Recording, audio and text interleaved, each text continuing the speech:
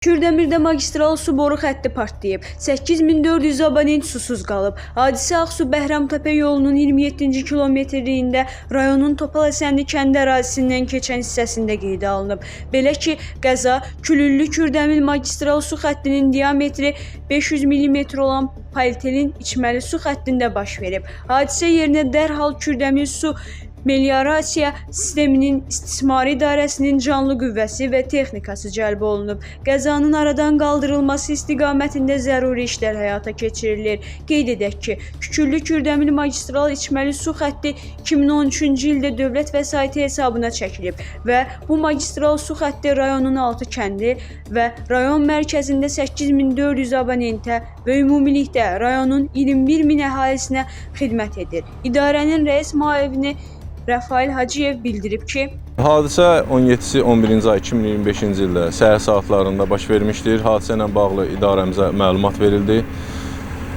Dərhal qəza bərpa xidməti hadisə yerinə gəlmişdir. Hadisə Külüllü Kürdəmir magistral diametri 500 mm-lik olan polietilen borumuzun 27-ci kilometrliyində baş verib. Hal-hazırda gördüyünüz kimi qəza ilə bağlı işlər görülür. İdarəmizin texnikası və canlı qüvvəsi iş başındadır. Onu da qeyd edim ki, polietilen boru, 500-lik borumuz 2013-cü ildə dövlət xətti ilə çəkilmişdir. Həmin içməli su boru xətti rayonumuzun 6 kəndi, rayon mərkəzi olmaqla 8400 abonentə xidmət edir.